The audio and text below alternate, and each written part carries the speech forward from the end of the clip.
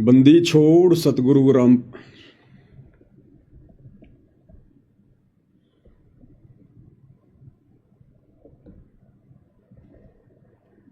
Cancel करके दोबारा कर ले।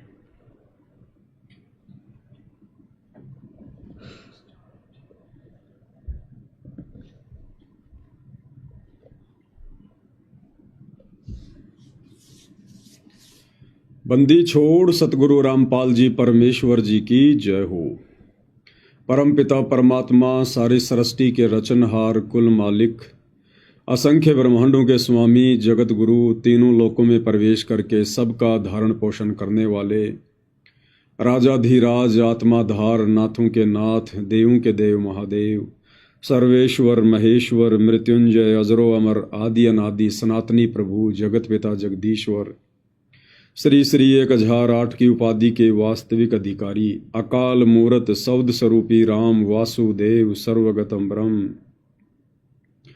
परम पूज्य प्रथम पूज्य परम संत परम पुरुष परम धनी परम दयालु सत्य कबीर हक्का कबीर अल्लाहु कबीर अल्लाहु अकबर बाखबर अल्लाह ताला जगत के तारणहार जगत के मुक्तिदाता जगत के जगन्नाथ हारे के सहारे हिंदुओं के राम मुसलमानों के अल्लाह सिखों के वाहिगुरु ईसाइयों के मसीह दया के सागर दयानिधि करुणा के सागर करुणानिधि स्वयंभू परिभू संकट मोचन कष्ट हरण मंगल करण दुख भंजन अविगत कबीर निर्विकार निर्विषम परमात्मा अलय अलेख सतगुरु आदि अनादि सतगुरु असली मर्यादा पुरुषोत्तम असली राम असली कृष्ण असली घनश्याम असली मुरारी राजाओं के राजा महाराजाओं के महाराजा शहंशाहों के शहंशाह सम्राटों के सम्राट भगवानों के भगवान अल्लाहों के अल्लाह प्रभुओं के प्रभु मसीहाओं के मसीह सच्चे वाहिगुरु बाबाओं के बाबा पीरों के पीर सेठों के सेठ जगत सेठ सावड़सा सेठ सर्वगुण संपन्न अनंत कोटि कलाओं के स्वामी अनंत कोटि ब्रह्मांडों के नायक योगियों में महायोगी ध्यानियों में महाध्यानी सिद्धों में परम सिद्ध ज्ञानियों में तत्वज्ञानी ब्रह्म ज्ञानी महाज्ञानी परम ज्ञानी सर्वश्रेष्ठ ज्ञानी विज्ञानी युवा कबीर समर्थ कबीर असमवात अमित ओजा सच्चे रहनुमा करीम अल्लाह शुभान अल्लाह दुनिया के अंतिम पैगंबर 8 सितंबर 1951 से गांव धनाना जिला सोनीपत हरियाणा भारतवर्ष की पावन भूमि पे प्रकट रियल कल्कि भगवान श्री नारायण साकार हरि श्री बाबा साहेब नूर अनंत परमात्मा सच्चे दरवेश सच्चे बाखबर संत श्रोमणी सतगुरु रामपाल जी परमेश्वर जी के चरण कमल में साध संगति से जुड़े हुए आप और हम सभी सत्सेवक भाई बहनों का अनंत कोटि दंडवत प्रणाम। सत्साई भाई और बहनों, बहुत बड़ी दया बहुत बड़ी मेहर पूज्य गुरुदेव भगवान की सतगुरु रामपाल जी परमेश्वर जी की, जिनके शुभ आशीर्वाद से विशेष आशीर्वाद से आप और हम सभी सत्सेवक भाई बहन साध संगति से जुड़कर ज्ञान को आधार बनाकर हर प्रकार से मर्यादाओं में रहते हुए संघर्ष करते हुए निरंतर अपनी आत्मा के कल्याण हेतु गुरुदेव के प्रत्येक वचन में रहते हुए भक्ति मार्ग पर आगे की ओर बढ़ रहे हैं।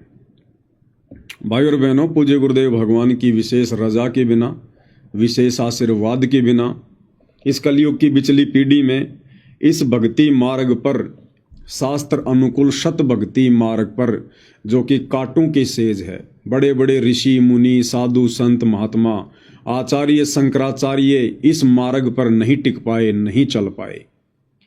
और इस घोर कलयुग में आप और हम जैसे दो कोटि के जीव निर्बाध रूप से बुलेट ट्रेन की तरह आगे बढ़ रहे हैं, तो ये इस बात का प्रतीक है, इस बात का सूचक है कि परमेश्वर रामपाल जी की आप और हम सभी सत्सेवक भाई बहनों के ऊपर असीम छप्पर फाड़ दया है। और इस रजा को हम सभी ने इसी प्रकार से निरंतर बना के रखना है। भाई और बहनों, परमेश्वर रामपाल जी ने अपने भक्तों को केवल 2 ही कार्य बताए हैं। पहला कार्य है कि मर्यादा में रहकर इस भक्ति को सफल करना, और दूसरा जितना हो सके इस ज्ञान का प्रचार करना, यानी महिमा करना। सतगुरु की महिमा करना सबसे बड़े प्रचार में आता है, सबसे बड़े प्रचार में। और ये दोनों कार्य गुरुदेव भगवान हम सभी सत्सेवकों से पिछले 8 वर्षों से करवा रहे हैं। तो ये भी एक विशेष संकेत है कि गुरुदेव भगवान की हम सभी के ऊपर विशेष रजा है।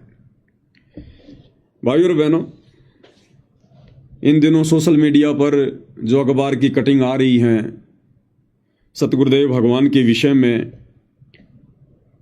कि कोर्ट ने उनकी जमानत का रास्ता साफ कर दिया है, अब सतगुरु रामपाल जी जमानत पर बाहर आ सकते हैं। तो भाइयों और बहनों, आप और हमें अच्छे से पता है, बाकी लोगों को पता हो या ना हो, कि परमेश्वर किन परिस्थितियों में बाहर आएंगे। वैसे देखा जाए ज्ञान आधार से तो वर्तमान में गुरुदेव भगवान के हिसार जेल से बाहर आने का जो समय है वो उचित समय नहीं है।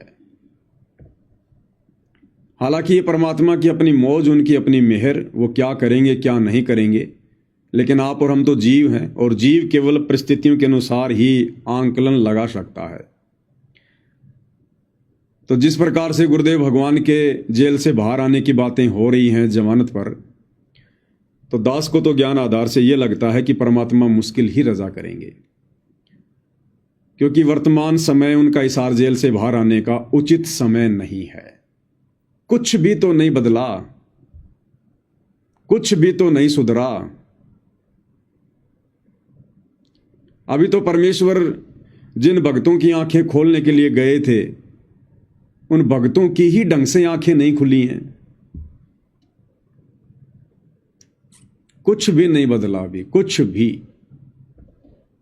तो ज्ञान आधार से तो दास को लगता है कि बड़ा मुश्किल है इस समय परमेश्वर जी का बाहर आना।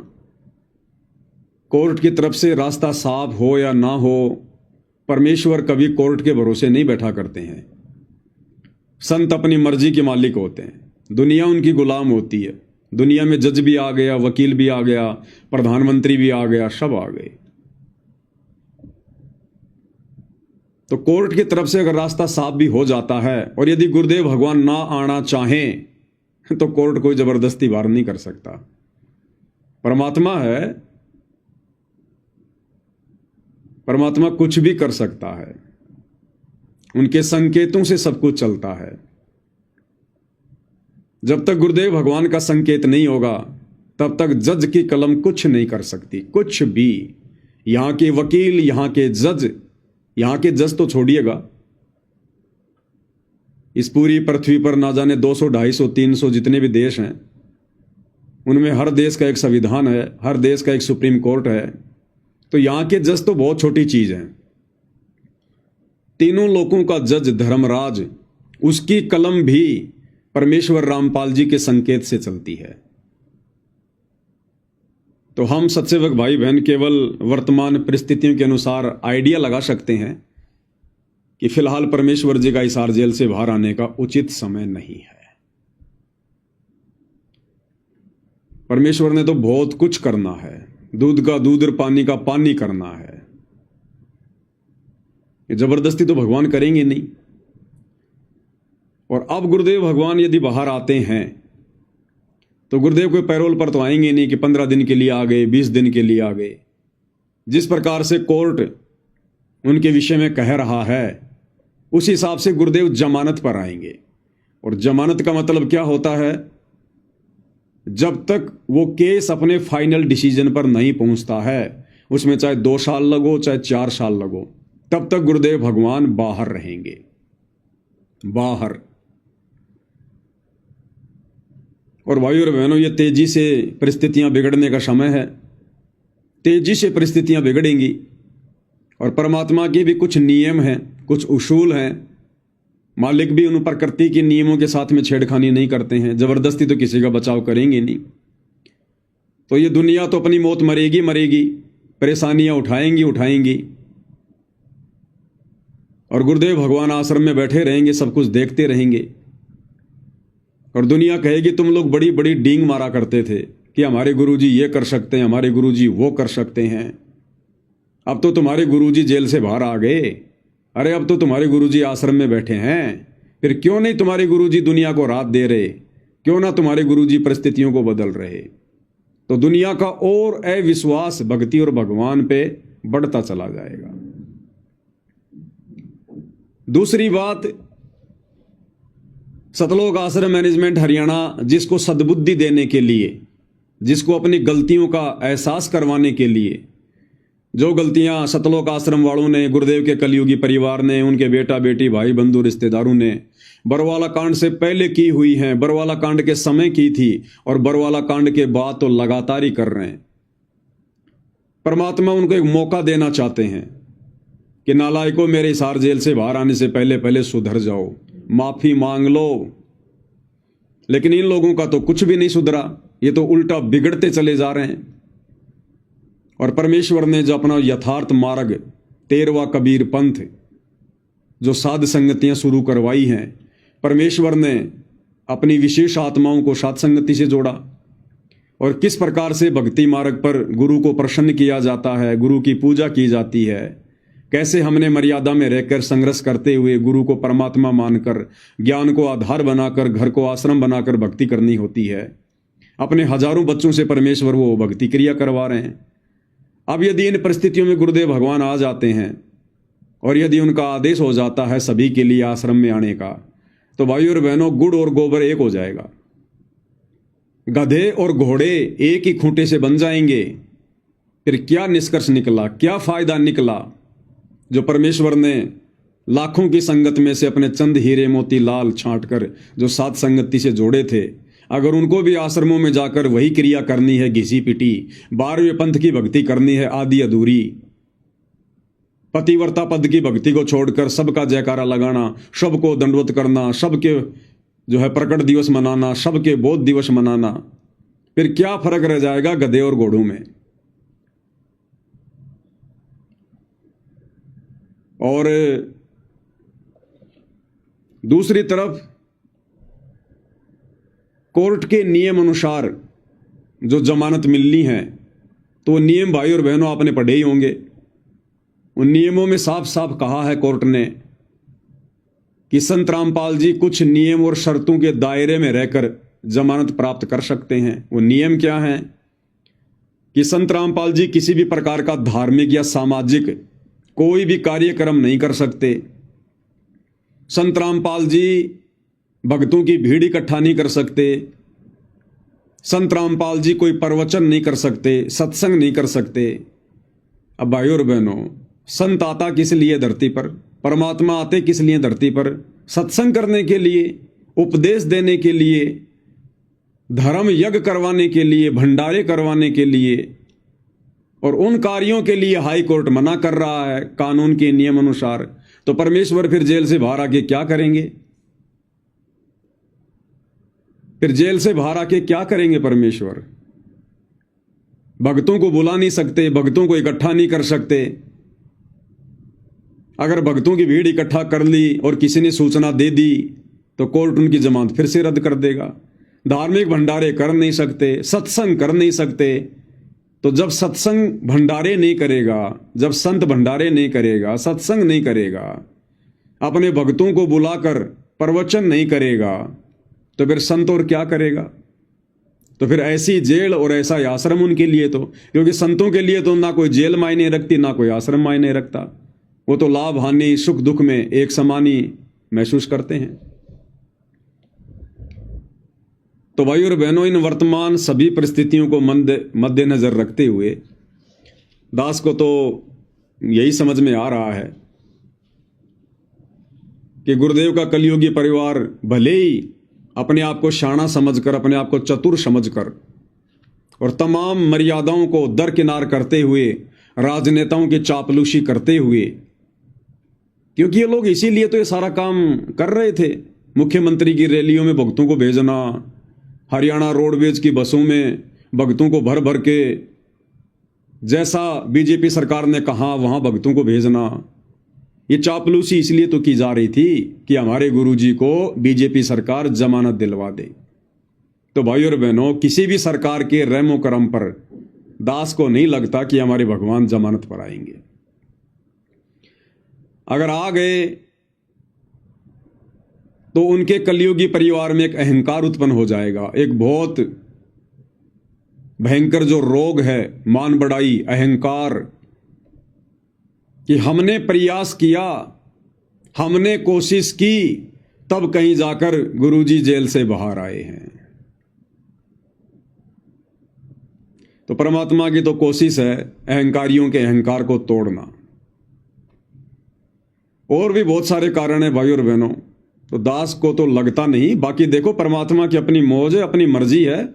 अगर वे आना चाहेंगे तो रोक कौन देगा उनको? फिर हम सब के आइडियाज, हम सब के आंकलन धरे के धरे रह जाते हैं, क्योंकि फिर उनकी मर्जी के आगे किसी की नहीं चलती है। लेकिन दास तो परिस्थितियों के अनुसार बता रहा है। अब भाई और बहनों, दूसरा, अगर गुरुदेव के लड़कों के प्रयासों से और बीजेपी सरकार के सहयोग से अगर गुरुदेव भगवान जमानत पर बाहर आते हैं तो रहेंगे कहां, जाएंगे कहां? भाई जो लोग जमानत करवा के ला रहे हैं उन्हीं लोगों के पास जाएंगे। और ये कहां लेके जाएंगे? इन्होंने तो पहले से ही पब्लिसिटी कर रखी है, विश्व का सबसे बड़ा आश्रम धनाना आश्रम, सबसे बड़ा आश्रम धनाना आश्रम। तो गुरुदेव को ये कहां लेकर जाएंगे? धनाना आश्रम में लेके जाएंगे। और जहां गुरुदेव रहेंगे वहां वो प्रवचन नहीं कर सकते, जमानत के नियम अनुसार भक्तों को इकट्ठा नहीं कर सकते। और यदि इकट्ठा किया, भीड़ जमा हुई, तो तुरंत न्यूज जाएगी, तुरंत समाचार जाएगा प्रशासन के पास में। क्योंकि जो प्रशासन के जो मुखबिर होते हैं, उनके जो एजेंट होते हैं, वो हर प्रकार की खबर रखते हैं। तो जमानत कैंसिल। और ये संगत रुकने वाली नहीं है, ये संगत रुकने वाली नहीं है। ये जो भीड़ इकट्ठा कर दी गई है इन आश्रमों में, ये भीड़ अपने कोऑर्डिनेटरों के कहने से नहीं रुकने वाली। अगर इस बात का पता चल गया कि गुरुजी धनाना आश्रम में आ गए, तो ये कोऑर्डिनेटर चाहे कितने पीले पर्चे निकाल देना, फिर कितनी ऑडियो डाल देना, कितना ही धमका लेना, ये अंध भगत हैं, अंध भगत। फिर ये नहीं रुकने वाले जब इनको पता चल जाएगा कि गुरुजी धनाना आश्रम में आ गए। फिर ये जैसे तैसे कुछ भी करके आना पड़े इनको, ये भीड़ आएगी फिर तगड़ी। ये नहीं सुनेंगे फिर तुम्हारी बातें, क्योंकि ये अंध भगत हैं, ये सत्सेवक नहीं है, ज्ञानी आत्मा नहीं है, ये अंध भगतों की फौज तुम लोगों ने जमा कर दी। फिर ये भीड़ नहीं रुकेगी, चाहे तुम कितने गुरुजी के आदेश बता देना कि गुरुजी का आदेश है, धनाना में कोई नहीं आएगा, कोई नहीं सुनेगा तुम्हारी बात। और अपने गुरुजी के दर्शनों के लिए ताबड़तोड़ आएंगे ये। और जैसे ही भीड़ इकट्ठा हुई, उसके बाद फिर क्या होगा? जमानत के नियम टूटेंगे। दूसरी बात, अगर भीड़ जमा नहीं होगी, गुरुजी सत्संग नहीं करेंगे, भंडारे नहीं होंगे, तो भगत क्या करेंगे? फिर भगत क्या करेंगे? जिस आश्रम में गुरुजी रहेंगे वहां तो संगत जाएगी नहीं, वहां तो संगत को बुलाया नहीं जाएगा डर के मारे। बाकी आश्रमों में संगत बैठी बैठी क्या करेगी? संगत का दिमाग तो रहेगा धनाना आश्रम में या जहां भी गुरुदेव भगवान रहेंगे वहां पर, और शरीर रूप में बैठे रहेंगे उन दूसरे आश्रमों में। तो भाई और बहनों, पूरा सिस्टम ही खराब हो जाएगा, पूरा सिस्टम। तो दास को तो छोटी बुद्धि से यही लग रहा है कि प्रशासन चाहे कुछ भी छूट दे दे, कुछ भी राहत दे दे, कुछ भी कर दे अपनी तरफ से, जो कानून के नियम है, समय आने पर कानून तो अपना कार्य करता ही है। और बाकी ज्ञान आधार से थोड़ा सा दास को अभी लग नहीं रहा कि परमेश्वर आ सकते हैं। बाकी उनकी मौज, उनकी मर्जी भाई और बहनों। परमात्मा तो ना जाने फिर एक पल में क्या से क्या कर दें।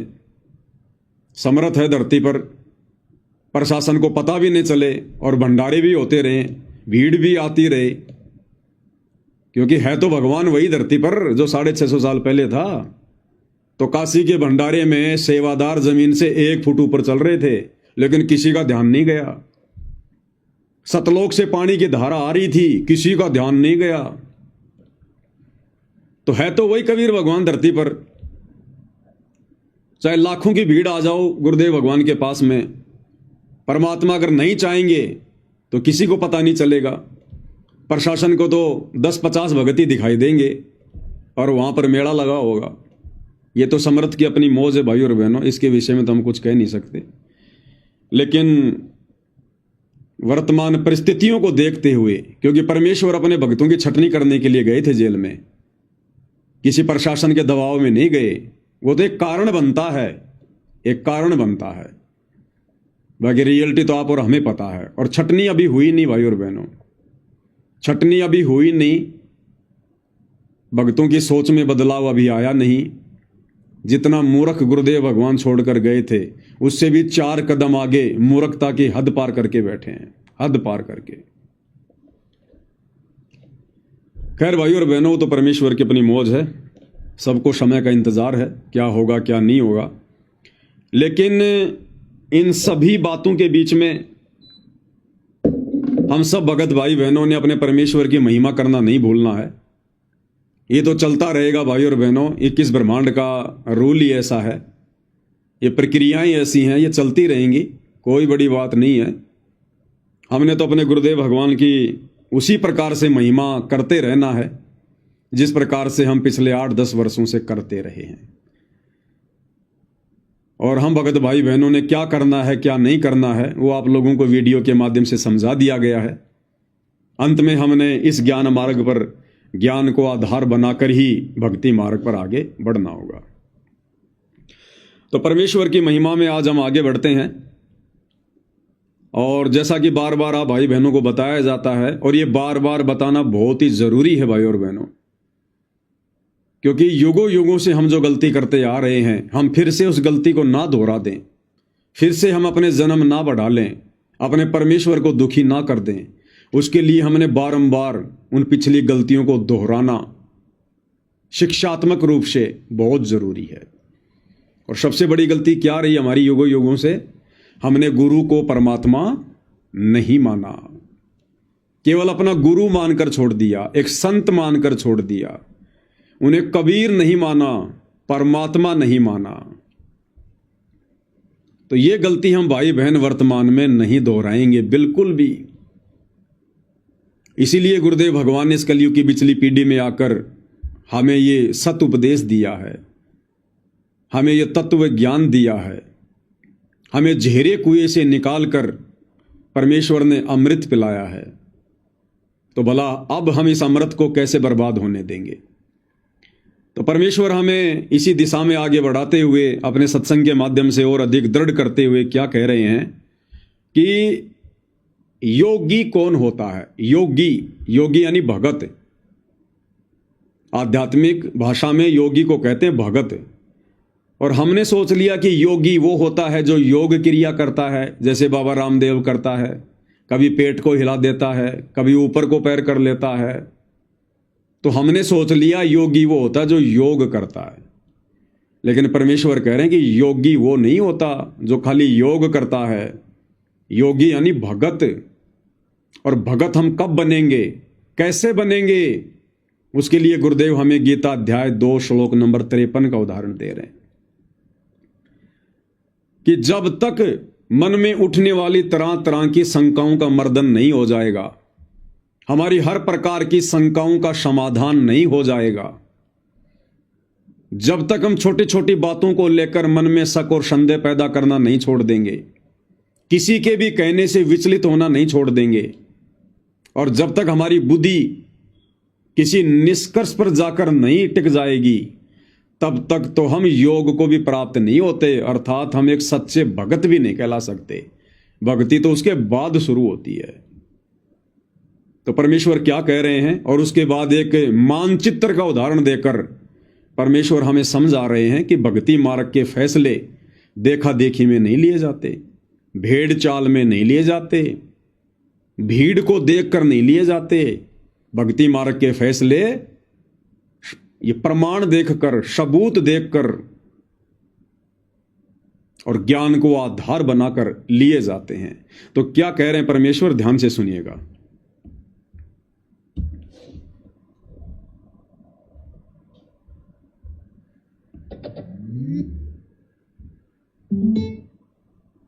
जो वेद बताते हैं वही हमारे हमारे वो महापुरुष बताते हैं जिनको भगवान मिले।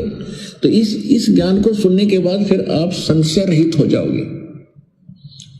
और श्रीमद् भगवत गीता अध्याय नंबर 2 के श्लोक नंबर 53 में यही कहा कि अर्जुन, जिस समय तेरी बुद्धि नाना प्रकार के भ्रमित करने वाले ज्ञान वचनों से हटकर एक परमात्म ज्ञान पर, तत्व ज्ञान पर आश्रित हो जाएगी, यानी फाइनल हो जाएगी, तब तो तू योग को प्राप्त होगा। योग प्राप्त होना यानी योगी बनेगा। योगी माने भगत बनेगा। योगी ये नहीं होता जो पेट का पानी हिला दे, ऊपर न पैर कर लिए नीचे न कर लिए, ये तो एक शारीरिक एक्सरसाइज है। योग का अर्थ है भक्त, परमात्मा से मिलने की प्रयत्न करने वाला, नहीं परमात्मा से योग करने वाला, मेल करने के लिए जो प्रयत्नशील है उसको योगी कहते हैं, भक्त कहते हैं। तब तक तू भगत बनेगा। और भगत भी तभी बनोगे जब आप कभी निसंशय होकर लग जाओगे। फिर तो कोई आ जाओ आपके सामने, आप ज्ञान में उससे विचलित नहीं हो सकते, वो चाहे मानो चाहे ना मानो वो बात। अभी तक भाई और बहनों, संगत में यदि असल में कोई योगी बना है, कोई योग को प्राप्त हुआ है, यदि परमात्मा से मेल करने की दिशा में कोई आगे बढ़ रहा है, केवल सत्सेवक भाई बहन है जो किसी भी बात को लेकर भ्रमित नहीं होते, संशय वाली स्थिति में नहीं होते। हमारा जो मत है हमेशा वो क्लियर रहता है, साफ सुथरा रहता है कि हमने क्या करना है, कैसे करना है। और बाकी हमारे जो अन्य भाई बहन हैं जो सतलोक आश्रमों से जुड़े हुए हैं, वो अभी योग को प्राप्त नहीं हुए। अभी उन्हें कोई भी विचलित कर सकता है, कोई भी उन्हें डगमग कर सकता है। एक सेकंड में उनको राजनेताओं की रैलियों में बैठा दिया जाता है, एक सेकंड में उनको धर्म भंडारों में बैठा दिया जाता है, एक सेकंड में उनको आरक्षणों में बैठा दिया जाता है, एक सेकंड में गुंडों की सीबीआई जांच के समर्थन में खड़ा कर दिया जाता है। बस उनको एक पीला पर्चा दिखा दो, व्हाट्सएप के ग्रुपों में डाल दो, उसके बाद वो नहीं देखते कि गुरुजी का आदेश है या नहीं है, गुरुजी के ज्ञान आधार से उचित है या नहीं है, वो कुछ नहीं देखते। वो बेचारे संशय वाली स्थिति में जी रहे हैं, भ्रमित हैं, डामाडोल हैं भक्ति मार्ग पर। गीता अध्याय 2 श्लोक नंबर 53 के अनुसार अभी उनकी भक्ति शुरू नहीं हुई है। तो परमेश्वर ने योगी भी साध संगति से जोड़कर अपनी सत्सेवक आत्माओं को ही बनाया है। अब आगे गुरुदेव भगवान मानचित्र का उदाहरण देकर क्या समझा रहे हैं कि हमने किस प्रकार से भक्ति मार्ग के फैसले लेने चाहिए। इन आश्रमों से जुड़े हुए भाई बहनों को विचार करना चाहिए ये आगे का सत्संग सुनकर। गुरुदेव इसमें कह रहे हैं कि मान लो आप कहीं जा रहे हो, रास्ते रास्ते रास्ते रास्ते, या जैसे हम लोग भक्ति मार्ग पर चल रहे हैं और रास्ते में आपकी किसी से बातचीत हो जाए और आप उसको कहो कि भाई मैं तो जयपुर से दिल्ली जा रहा हूं। वो आपसे पूछे भाई कहां जा रहे हो, और आपको भाई मैं तो दिल्ली जा रहा हूं, और जा रहे हो आप जी बंबई की तरफ उल्टा, और वो व्यक्ति आपसे कहे कि भाई आपकी तो दिशा गलत है, भले पुरुष तो उल्टा जा रहा है उल्टा, और जितना उल्टा जाएगा उतना ही तू दुखी होगा, परेशान होगा, तेरा मार्ग उतना ही लंबा हो जाएगा। तो उल्टी दिशा में जा रहा है, दिल्ली तो उधर है उत्तर दिशा की तरफ, तो दक्षिण की तरफ जा रहा है, बंबई की तरफ। तो गुरुदेव भगवान ने बताया यदि वो होश में होगा, यदि वो समझदार होगा, तो तुरंत विचार करेगा कि इस व्यक्ति ने ऐसा कहा तो क्यों कहा, कोई तो कारण होगा, इसका मेरे से कोई स्वार्थ नहीं है, मेरी और इसकी कोई रिश्तेदारी नहीं है। और ये व्यक्ति यदि कह रहा है कि भाई तेरी दिशा गलत है, तो गुरुदेव कह रहे कि समझदार भगत ने, समझदार व्यक्ति ने चिंतन करना चाहिए, उससे पूछना चाहिए कि भाई आपने ऐसा क्यों कहा। मैं तो बहुत सोच समझ के चला हूं, अपने घर से तफ्तीश करके चला हूं, मैं आपकी बात क्यों मानूं कि मैं गलत दिशा में जा रहा हूं। अब यदि वो व्यक्ति उसको मानचित्र दिखाकर समझाए कि भाई देख तू यहां खड़ा है, हाँ भाई यहां खड़ा हूं मैं, और देख जाना है तुझे दिल्ली, और दिल्ली तो भाई इस तरफ देखो उत्तर दिशा में है, और तू कहां जा रहा है, तू जा रहा है दक्षिण में बंबई की तरफ, देखिए मानचित्र तेरे सामने। उसके बाद यदि वो व्यक्ति होश में होगा, भांग नहीं पी रखी होगी काल की, तो वो व्यक्ति चिंतन मनन करेगा कि भाई वास्तव में अब भी कोई संशय रह गया। अगले ने मानचित्र खोल के दिखा दिया, प्रमाण दे दिया कि मैं कहां खड़ा हुआ हूं और मुझे जाना किधर था और मैं जा किधर रहा हूं। उसने फिर उस व्यक्ति का धन्यवाद करना चाहिए कि आपने मेरा समय बचा दिया। इसी प्रकार भक्ति मार्ग पर गुरुदेव भगवान समझा रहे हैं कि भक्ति मार्ग पर यदि आपकी दिशा गलत है, आप यदि अपने गुरुदेव के नियमों के विरुद्ध चल रहे हैं, भक्ति विरुद्ध कार्य कर रहे हैं, और यदि कोई सत्सेवक भाई बहन साथ संगति वाले रोका टोकी करते हैं, वीडियो बनाकर तुम्हें समझाते हैं कि तुम्हारी दिशा गलत है, तुम सही नहीं जा रहे। गुरुदेव ने हमें जिस भक्ति वाली दिशा में जाने के लिए बताया है, जिन नियमों को फॉलो करने के लिए समझाया है, तुम उसके विपरीत जा रहे हो, तुम भ्रमित हो भाई, भ्रमित। अब गुरुदेव ने बताया अगर वो समझदार भगत होगा तो तुरंत विचार करेगा और कहेगा भाई आपने ये बात क्यों कही, मेरे को तो मेरे कोऑर्डिनेटर ने यही बताया है कि गुरुजी का आदेश है, देखो पीड़ा पर्चा आ गया, हमने राजनीति करनी है, परशुराम जी की जयंती में जाना है, सिरसा अनाज मंडी कबीर जी की जयंती मनानी है, अयोध्या में भंडारा लगाना है, जाटों के आरक्षण में बैठना है, गुंडों की सीबीआई जांच में जाना है, समर्थन करना है, 5 लाख रुपए चंदे के रूप में देने हैं, जाटों की धर्मशाला बनानी है, अन्नपूर्णा योजना के तहत गांव गांव जाकर आलू प्याज टमाटर बांटना है, लोगों के मकान बनाने हैं। आप कैसे कह रहे हो, हमारे कोऑर्डिनेटर ने तो यही बताया। अब यदि सत्सेवक भाई बहन आपको मानचित्र दिखा देते हैं, रियल भक्ति का संविधान की गुरु ने क्या बताया, भाई तेरा कोऑर्डिनेटर गुरु है या सतगुरु रामपाल जी हैं? भाई सतगुरु रामपाल जी हैं, तो सतगुरु रामपाल जी ने जो भक्ति विधि बताई है, भगत की जो रहनी करनी बताई है, क्या करना है क्या नहीं करना है, कौन से कर्म करने हैं कौन से कर्म छोड़ने हैं, अगर तुझे वो बता दिए जाएं, वो नियम बता दिए जाएं, तुझे वो विधान तेरे सामने रख दिया जाए, तब तो मानेगा। तो समझदार भगत तो कहेगा हाँ भाई फिर तो मानना ही पड़ेगा, फिर मैं कोऑर्डिनेटर की क्यों मानूंगा, मैं तो अपने भगवान की मानूंगा। तो गुरुदेव भगवान का संविधान है, उनके सत्संग, उनके द्वारा लिखी गई पुस्तकें, अगर वो उसको दिखा दिए जाए, समझा दिया जाए कि देख गुरुदेव भगवान ने क्या क्या आदेश दे रखा है सत्संगों में, नियमों में, और देख बावड़े ये तेरे कोऑर्डिनेटर, ये गुरुदेव का कलयुगी परिवार, ये देख काल प्रेरणा से तेरी सारी मर्यादा तोड़वा रहे हैं। अगर भगवान राजनीति करवाएगा अपने भक्तों से, तो भक्ति क्या फिर आसाराम बापू करवाएगा? तो फिर उस भगत ने विचार करना चाहिए कि बात तो सही है भाई, अरे मैं जुड़ा भक्ति मार्ग पर अपने आत्म कल्याण के लिए, मोक्ष के लिए, और मोक्ष होगा सतगुरु के भक्ति विधान पर चलने से, उनकी मर्यादाओं में रहने से, और मैं मर्यादाओं को तोड़कर आगे बढ़ रहा हूं और सोच रहा हूं मैं सतलोक जाऊंगा, ये तो कभी नहीं हो सकता। तो गुरुदेव ने बताया कि जो रियल में जो भगत बीज होगा, अच्छी आत्मा होगी, वो तो विचार करेगी, और जो मूर्ख होगा ना, मूर्ख अज्ञानी प्राणी होगा, जिसके संस्कार कमजोर होंगे, उसको यदि कोई सच्ची बात बताई जाएगी तो वो लड़ेगा, झगड़ेगा कि तेरे को क्या लेना देना है, मैं ठीक जा रहा हूं, तू अपना काम कर, आया बड़ा ज्ञानी ज्ञान देने के लिए। तो वो तो फिर मूर्ख आदमी है। फिर तो परमात्मा कहते हैं गधे की आंख में अगर आप घी डालना चाहोगे तो वो यही समझेगा कि एक मेरी आंख फोड़ना चाह रहा है। तो परमेश्वर हमें किस प्रकार से अपने सत्संगों में आदेशित करते हैं, निर्देशित करते हैं।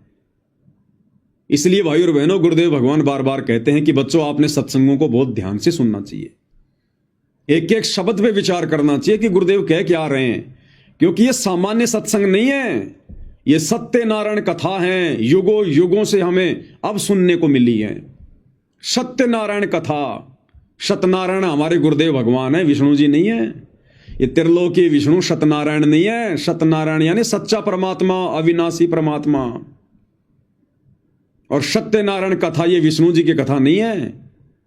सतगुरु रामपाल जी परमेश्वर हमें जो सत्संग सुना रहे हैं, ये है सत्यनारायण कथा, और ये बैठे हमारे सामने सच्चे सत्यनारायण भगवान। तो समझदार आत्मा तो फिर विचार करेगी। तो किस प्रकार से गुरुदेव हमें आदेशित कर रहे हैं, सुनिएगा। तो ये ज्ञान ऐसा है, आपको उस स्थिति में ला देगा कि आप डगमग नहीं हो सकते। इसके अतिरिक्त विश्व में आपको ज्ञान और भगवान दिखाई नहीं देगा, स्वप्न में भी। और तभी आप दृढ़ होगे। जब हम किसी मार्ग पर चल रहे हैं और आगे जाकर सैकड़ों रास्ते बन जाते हैं, आपके पास मैप है और आपको खूब पढ़ा रखा है, समझा रखा है कि मैप अपना रास्ता ये रहेगा, इसके बाद बहुत से रास्ते हैं वो अलग हैं, उनमें नहीं जाना। तो फिर आप कैसे मिसगाइड हो जाओगे? तो ये जो ज्ञान आपको दिया जा रहा है, सतलोक जाने का एक मैप आपके सामने रखा जा रहा है।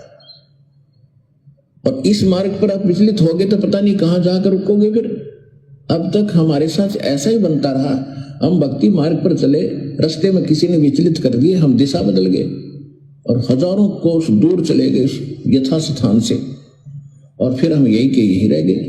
तब तक सवेरा हो गया, सवेरा माने मृत्यु होगी। तो अब हमने दृढ़ रहना है, इस ज्ञान को आधार बनाकर इस भक्ति रूपी सफर पर अपन चलना है। तो गुरुदेव कह रहे अब हमने दृढ़ रहना है इस भक्ति मार्ग पर, ज्ञान को आधार बनाकर।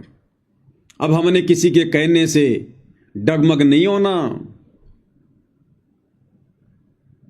चाहे गुरुजी का लड़का हो, चाहे गुरुजी की लड़की हो, चाहे गुरुजी का भाई हो, चाहे कोई कोऑर्डिनेटर हो, कोई जी भी हो इस भक्ति मार्ग पर। अगर सत्संग हमारे समझ में आ गए, ज्ञान हमारे समझ में आ गया, मानचित्र अच्छे से भक्ति वाला समझ में आ गया, तो फिर हमें कोई विचलित नहीं कर सकता, डगमग नहीं कर सकता। हम उससे 50 सवाल पूछ लेंगे, 50, कि भैया ये राजनेताओं की रैलियों में भेजने का आदेश गुरुजी ने तुम्हें कब दिया? कब दिया गुरुदेव ने आदेश? कौन से सत्संग में कहा गुरुदेव ने? राजनीति तो गुरुजी के समय भी होती थी। गुरुजी ने तो कभी भी अपने भक्तों को मोदी की रैली में या मुख्यमंत्री की रैलियों में नहीं भेजा, परशुराम की जयंती में नहीं भेजा। गुरुजी आन उपासना छुड़वाते हैं या फिर आन उपासना करवाते हैं। गुरुजी ने तो कभी नहीं कहा कि तुम किसी गुंडे की सीबीआई जांच का समर्थन करो, गैंगस्टर की सीबीआई जांच का। गुरुजी ने तो कभी नहीं कहा कि तुम जगत वालों को जो मतलब चंदा दो। तो तुम लोग क्या करवा रहे हो हमारे से, और नाम तुम गुरुजी का ले रहे हो। तो गुरुजी ने कब कहा, कब आदेश दिया, कौन से सत्संग में दिया? जरा वो सत्संग तो दिखाओ, उस पुस्तक में तो लिखा हुआ दिखाओ। तो भाई हम तुम्हारी बात क्यों माने? हम तो गुरु की बात मानेंगे, तब हमारा मोक्ष होगा। लेकिन इतना बुद्धि विवेक तो भाई और बहनों वर्तमान में इस काल ने संगत में छोड़ा ही नहीं। इतने सवाल जवाब करने की हिम्मत काल ने छोड़ी नहीं। भक्तों के घुटनों का पानी निकल चुका है। देखा देखी भेड़ चाल, तो बताओ फिर कैसे सफलता प्राप्त करेंगे? अरे हमने निष्कर्ष निकालना चाहिए, क्योंकि ये परीक्षा का समय चल रहा है। हमने हर प्रकार से एक एक कदम फूक फूक के रखना चाहिए, मंथन करना चाहिए। वैसे भी आम समाज में एक समझदार व्यक्ति होता है ना, और उसको यदि कोई बात पूछी जाती है वो भी तुरंत जवाब नहीं देता। समझदार व्यक्ति क्या करेगा? ठीक है भाई, थोड़ा सा मेरे को समय दो, 1-2 दिन का, सोच समझ के फिर मैं बताऊंगा। जगत वाले भी इतना बुद्धि विवेक से चलते हैं, और हम भगत होकर हमें आश्रम में बुला लिया गया कि गुरुजी के दर्शन होंगे, गुरुजी लाइव दर्शन देंगे, आ जाओ आ जाओ आ जाओ। दौड़ लियो भगत। चलो वो तो ठीक है भाई, गुरुजी दर्शन दे रहे हैं, बहुत अच्छी बात है, दौड़ लिए, आ गए आश्रम में। रात के 12 बजे फिर तुम्हारे को हरियाणा रोडवेज की बसों में बैठाया जा रहा है कि बैठो बैठो बैठो, और कोई सवाल जवाब ही नहीं कर रहा। भाई कहां ले जा रहे हो? अरे कहां ले जाके पटकोगे, कहां ले जाके छोड़ोगे, ये तो बता दो। नहीं नहीं नहीं, चलो चलो बाद में बताएंगे, गुरुजी का आदेश है, गुरुजी का आदेश है, सेवा सेवा सेवा। अरे भाई कौन सी सेवा, कैसी सेवा? आश्रम के बाहर कौन सी सेवा आ गई? जब तक वो क्लियर नहीं करते तब तक आप लोगों ने बैठना नहीं चाहिए था उन बसों में। लेकिन भेड़ चाल है भाई और बहनों। भेड़ों को यदि कोई ट्रक में डालता तो भेड़े सवाल जवाब नहीं करती हैं, वो तो एक दूसरे के ऊपर सेट हो जाती हैं। अब भाई और बहनों, ज्ञान आधार से यदि हम निष्कर्ष निकालें तो निष्कर्ष भी गुरुदेव के सत्संगों को आधार बनाकर ही निकाला जाएगा, दूसरा कोई तरीका नहीं है, क्योंकि ये ज्ञान मार्ग है। अब गुरुदेव भगवान हमें क्या बता रहे हैं, निष्कर्ष कैसे निकलता है, सत्संगों को कैसे आधार बनाया जाता है। अब ये सत्संग है पूज्य गुरुदेव भगवान का। अब गुरुदेव भगवान हमें गीता जी के कुछ श्लोक पढ़ा रहे हैं। अब मात्र ये श्लोक नहीं है, गुरुदेव केवल हमारे को श्लोक ही नहीं समझा रहे, बैकग्राउंड में ना जाने कितनी शिक्षाएं हैं। इस पॉइंट को आधार बनाकर जो गुरुदेव समझा रहे हैं, हम कहां अपना बचाव कर सकते हैं। इसमें गुरुदेव भगवान हमें गीता अध्याय 8 श्लोक नंबर 17 का हवाला दे रहे हैं, गीता जी को दिखाकर। और इसमें गीता ज्ञानदाता कह रहा है कि मुझे प्राप्त होकर फिर कभी प्राणी का जन्म और मरण नहीं होता। कौन कह रहा है? ब्रह्म, गीता ज्ञानदाता काल, कि अर्जुन मुझे प्राप्त होकर, यानी मुझ ब्रह्म को प्राप्त होकर, जो मैं ब्रह्म लोक में रहता हूं, मेरा ओम नाम है, मुझको प्राप्त होकर ये प्राणी फिर कभी जन्म और मरण में नहीं आता। गीता अध्याय 8 श्लोक नंबर 17। अब गुरुदेव भगवान क्या कह रहे हैं कि बच्चों, इन गीता अनुवादकों को गीता जी का अनुवाद करना नहीं आया, और जहां जहां इस काल ने बकवाद करी है, इन लोगों को ना तो समझ में आई, फिर दूसरों को यह समझा कैसे सकते थे। अगर इस ब्रह्म की इस बात को हम सत्य मान लें, गीता अध्याय 8 श्लोक नंबर 17 को, कि अर्जुन मुझको प्राप्त होने के बाद, अब ब्रह्म को कैसे प्राप्त होंगे? जब विधि विधान अनुसार इसकी ओम नाम की साधना करेंगे, और जो मर्यादा है वो मर्यादा में रहेंगे, तो इसके ब्रह्मलोक में जाएंगे। ब्रह्मलोक में ये काल रहता है, तो हम इसको ब्रह्म को प्राप्त हो जाएंगे। तो अगर गीता अध्याय 8 श्लोक 17 के अनुसार अगर इस काल की इस बात को हम सत्य माने कि मुझको प्राप्त होने के बाद में ये प्राणी कभी जन्म मरण में नहीं आता, तो फिर गुरुदेव भगवान कह रहे हैं फिर तो भैया वो गीता का अध्याय 4 श्लोक 5 और 9, 12 का 2, 10 का 2, फिर तो वो 4 श्लोक फेल हो जाएंगे। अगर 8 के 17 को सही मान के चलें कि ब्रह्म प्राप्ति के बाद में जन्म और मरण नहीं होता, तो फिर गीता अध्याय 4 श्लोक 5, गीता अध्याय 4 श्लोक 9, गीता अध्याय 10 श्लोक 2, गीता अध्याय 12 श्लोक 2, गीता अध्याय 2 श्लोक नंबर 17 कि अविनाशी तो उसको जान जिसको मारने में कोई सक्षम नहीं। और बाकी श्लोकों में क्या लिखा हुआ है कि अर्जुन तेरे और मेरे भी बहुत जन्म हो चुके हैं, तू नहीं जानता मैं जानता हूं, मेरे जन्म और मरण अलौकिक हैं। अगर 8 के 17 को सही मान लें कि ब्रह्म की भक्ति करने से जन्म और मरण समाप्त हो जाता है, जीव कभी मृत्यु में नहीं आता, दोबारा जन्म नहीं होता, तो फिर बाकी श्लोक पहले वाले वो गलत साबित हो जाएंगे। तो इसी प्रकार भाई और बहनों, पहले आप ये सुनिएगा, फिर आगे भक्ति मार्ग में हम इसका विश्लेषण करेंगे। हे अर्जुन, ब्रह्मलोक पर्यंत सब लोग पुनर्वृत्ति में हैं, परंतु हे कुंती पुत्र, मुझको प्राप्त होकर पुनर्जन्म नहीं होता। अगर ये सत्य है ये श्लोक, तो वो चौथे अध्याय का 5वां और 9वां गलत हो गया, और 15वें अध्याय का 16वां और 17वां भी गलत हो गया, और फिर 18वें अध्याय का 62वां, 15वें अध्याय का 4, 1 से लेकर 4, वो सारे श्लोक गलत सिद्ध हो जाते हैं। नहीं, ये समझन का अंतर है। यहां वो क्या कहना चाहता है कि जो इस मेरे प्रोसीजर को नहीं होते वो मुझे प्राप्त हो जाते हैं, तो मेरे प्राप्त होने वाले को भी जन्म मृत्यु में रहना ही पड़ता, जो ये बात नहीं जानते। तो क्लियर कर दिया गुरुदेव ने। इसी प्रकार भाई और बहनों, अध्यात्म मार्ग में 2014 बरवाला कांड के बाद गुरुदेव भगवान के कलयुगी परिवार ने, इन कोऑर्डिनेटरों ने भगत समाज से जो जो मर्यादा विरुद्ध ये कर्म करवाए हैं, और आदेश किसका बताया? गुरुदेव का, भगवान का, परमात्मा का, कि गुरु जी का आदेश है, हमने 2019 में कांग्रेस सरकार को फुल समर्थन करना है, कांग्रेस सरकार को जिताना है, बीजेपी को हराना है। 2024 में इन्होंने गुरुजी का नाम लेकर नया आदेश निकाल दिया कि अब हमने कांग्रेस को छोड़कर बीजेपी को जिताना है, बीजेपी का फुल सपोर्ट करना है, और जो व्यक्ति बीजेपी को वोट नहीं देगा उसकी आश्रमों में नो एंट्री, उसको गुरुद्रोही घोषित कर दिया जाएगा। हमने राजस्थान के गैंगस्टर आनंदपाल सिंह को शहीद का दर्जा दिलवाने के लिए राजपूत करणी सेना के साथ मिलकर रैलियां निकालनी है, धरने प्रदर्शन करने हैं और राजपूत करणी सेना को चंदे के रूप में पैसा देना है। गुरुजी का आदेश है। हमने हरियाणा के जाट आरक्षण में जाट भाइयों का समर्थन करना है, उनके धरनों पर जाकर बैठना है और चंदे के रूप में आरक्षण संघर्ष समिति को पैसा देना है। हमने आन उपासकों के लिए अयोध्या में जाकर भंडारा लगाना है। हरियाणा के गोहाना के सोनीपत में जाट धर्मशाला का 5वां फ्लोर बनाना है। गुरुजी का आदेश है, 1 करोड़ रुपया लगेगा।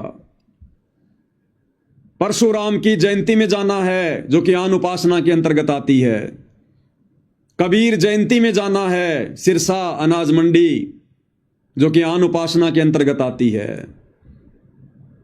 हमने गांव गांव जाकर लोगों को राशन बांटना है, उनके मकान बनाने हैं, जो कि परमेश्वर के विधान के खिलाफ है। अगर 2014 बरवाला कांड के बाद गुरुदेव के कलयुगी परिवार के द्वारा यानी कोऑर्डिनेटरों के द्वारा गुरुदेव भगवान का आदेश बताकर पीले पर्चे निकालकर जिस प्रकार से संगत से मर्यादाएं तुड़वाई गई हैं, ये आदेश संगत को बताए गए हैं। यदि भाइयों और बहनों हम इन तमाम आदेशों को यदि गुरुदेव भगवान का आदेश माने तो भाइयों और बहनों फिर 2014 बरवाला कांड से पहले गुरुदेव भगवान ने हमें जितना भी ज्ञान दिया, जितना भी भक्ति विधान बताया, जितने भी नियम बताए, फिर भाइयों और बहनों सारे गलत सिद्ध हो जाते हैं, गलत साबित हो जाते हैं। अगर गुरुदेव के परिवार के द्वारा बताए गए भक्ति विरुद्ध बातों को गुरुजी का आदेश माना जाए तो 2014 बरवाला कांड से पहले गुरुदेव ने दिन रात एक कर दिए हमें भक्ति विधान समझाने के लिए, सत्संग करने के लिए। फिर वो सारे सत्संग फेल हो जाते हैं भाई, क्योंकि गुरुजी का भक्ति विधान कहता है कि बच्चों हमने गेम नहीं खेलना, गेम खेलने में किसी का सहयोग भी नहीं करना हमने। और गुरुदेव के परिवार ने धनाना गांव में बैडमिंटन का स्टेडियम बना दिया। तो किसका विधान सही, किसका विधान गलत? फिर तो गुरुदेव भगवान दोगले हो गए। 2014 से पहले तो वो क्या बताया करते थे और इन लोगों के अनुसार फिर 2014 के बाद जेल में जाकर वो क्या आदेश दे रहे हैं। हरियाणा के जाट आरक्षण में भक्तों को जाकर बैठा दिया कि गुरुजी का आदेश, जबकि 2014 बरवाला कांड से पहले गुरुजी ने क्या बताया, एक बार गुरुदेव के मुख कमल से सुन लेते हैं। गुरुदेव भगवान कहते हैं दुनिया से ती दोस्ती पड़े भजन में भंग, एकाएकी राम से या साधु के संग। कबीरा दुनिया से ती दोस्ती ओए भजन में भंगे, एकाएकी राम से है कै साधु के संगे। बिना सत्संगी के पास बैठने में भी आपको पाप लगेगा, आपका भजन भंग हो सकता है। तो इसलिए बताया या तो अपने सत्संगी द्वारा जा बैठे या फिर अपना नाम पर लगा रहे। अगर आप किसी दूसरे के पास बैठोगे हुक्का पाड़ पे तो जानते ने कहा लो पी लो मेरे यार, तो उन्होंने कहेगा ना मन तो छोड़ दिया। क्यों क्या हो गया भाई, नाम ले लिया ओ तुरे सोचू खा कर बिल्ली नो आज करन चाली, यानी 36 ताने मारेगा और फिर नो कहेगा भाई काल न तो दरवट्टी भी छुटवाओगे तेरी, यो नारा सत्संग देखा। तो आपके मन में विक्षेप हो सकता है, 1 दिन में 2 दिन में 3 दिन में तो जरूर अपना रंग वो चढ़ा कर मानेगा। तो इस करके उड़ा बैठे नहीं उस दौरा अपना सत्साहिब कर उठ कर चलता बना। कोई प्रेमी दौरा बैठे, प्रेमी नहीं है तो अपनी कैसेट ला ले, कैसेट भी नहीं है तो अपना नाम सुमन लाग जा, खेत में चला जा, घूमे जा, भजन करें जा, अपना डोला पा हंडे जा, वैसे बैठ कर ले जा डेके में धूप में कोठड़े का गए अपनी चारपाई ना कर। तो कहते हैं कबीरा रसरी पाँव में केसो वै सुख चैने, यो श्वास नंगारा कूच का तेरा बाज रहा दिन रहने। तो अगर बरवाला कांड के बाद में सतलोक आश्रम मैनेजमेंट हरियाणा के द्वारा गुरुजी का यह आदेश बताकर हमें हरियाणा के जाट आरक्षण में जाकर बैठने का, उनका समर्थन करने का, उनको चंदा देने का आदेश यदि हिसार जेल से था गुरुदेव का, तो भाई और बहनों फिर ये सत्संग फेल हो जाते हैं गुरुदेव भगवान के। फिर परमात्मा का सत्संग रूपी विधान फेल हो जाता है। 2014 बरवाला कांड के बाद इन लोगों ने गुरुदेव भगवान का आदेश बताकर कभी कांग्रेस का समर्थन करवा दिया, कभी बीजेपी का समर्थन करवा दिया। और गुरुदेव भगवान ने 2014 बरवाला कांड से पहले अपने प्रवचनों में राजनीति के विषय में क्या बताया कि भगत के लिए राजनीति कितनी खतरनाक है। एक बार गुरुदेव के मुख कमल से सुन लीजिएगा। इस दास के सामने भी आके एक आधा बोला जो ज्ञान को नहीं परिचित है, वो कहता जी मैं सरपंच का इलेक्शन लड़ लूं, सारा गांव को है तो उठ ले। अरे भले आदमी, इंद्र की पदवी छोड़ के टिंडे ले लिए, ये पीपी इधर बैठेगा सरपंच की, उसमें के काट लेगा तू, अपना पीछा छुटा यहां तक क्यों करेगा, मिनिस्टर बनेगा तू। कहने का भाव ये, अगर भक्ति करनी है तो ये बकवास त्यागनी होगी। अगर भक्ति करनी है तो ये राजनीति वाली बकवास त्यागनी पड़ेगी। ना राजनीति करनी, ना राजनीति में किसी का सहयोग करना। अगर गुरुदेव ने हमें शराब पीने से मना किया तो हम किसी को शराब पिलाने में सहयोग भी नहीं कर सकते। अगर गुरुदेव ने हमें मांस खाने से मना किया तो किसी को मांस खिलाने में या लाने में बनाने में सहयोग भी नहीं कर सकते। अगर गुरुदेव ने हमें बीड़ी सिगरेट पान मसाला खाने से मना किया है, हम किसी को लाकर भी नहीं दे सकते, माचिस भी नहीं दे सकते। इसी प्रकार यदि गुरुदेव ने हमें राजनीति करने से मना किया है तो फिर हमने राजनीति करने में किसी का सहयोग भी नहीं देना, किसी का समर्थन भी नहीं करना। फिर वो महापाप हो जाएगा, महापाप। तो बताओ भाई और बहनों, फिर किसका आदेश माने। और ये पीला पर्चा निकाल दिया गया 29/10/2020 को। सभी भगतात्माओं से प्रार्थना है कि सतगुरुदेव जी का आदेश आया कि बीजेपी को वोट देना है। अगर बीजेपी को वोट नहीं डाले तो उनकी कोई माफी नहीं होगी, उनका नाम शुद्ध नहीं होगा। और गुरुजी कह रहे हैं अगर तुमने राजनीति कर ली, सहयोग कर दिया, तो नालायकों तुम्हारा नाम शुद्ध नहीं होगा। तो भाई और बहनों, ये समाधान हमने गुरुदेव के सत्संगों में निकालना पड़ेगा। तो जिस प्रकार से इन ज्ञानहीन लोगों ने गीता जी को ना समझकर उसका उल्टा अनुवाद करके भगत समाज को उलझा दिया है, उसी प्रकार से इन कोऑर्डिनेटरों ने सतगुरु रामपाल जी परमेश्वर जी के कलयुगी परिवार वालों ने इस ज्ञान का अज्ञान करके अपना मनमाना आचरण लागू करके इन्होंने भगत समाज को उलझा दिया है। काल प्रेरणा से धीरे धीरे ज्ञान का ज्ञान करने में लगे हुए हैं। इसलिए परमेश्वर ने हमें यह तत्व ज्ञान युक्त सत्संग दिए कि बच्चों, ये सत्संग तुम्हारे लिए टॉर्च का काम करेंगे, टॉर्च का काम। इस ज्ञान की रोशनी में तुमने स्वयं निर्णय करना है, नीर खीर का निवेरा करना है कि हमने गुरुदेव के द्वारा दिखाए गए मार्ग पर चलना है या काल प्रेरणा से गुरुदेव के कलयुगी परिवार के द्वारा हमें जो कुमार्ग दिखाया जा रहा है हमने उसके ऊपर चलना है। तो इस प्रकार से भाई और बहनों, हमने सत्संगों का निष्कर्ष निकालना पड़ता है। अब यह संगत भाई और बहनों भ्रमित हुई कैसे? कारण एक ही है, ज्ञान को अच्छे से ना समझना।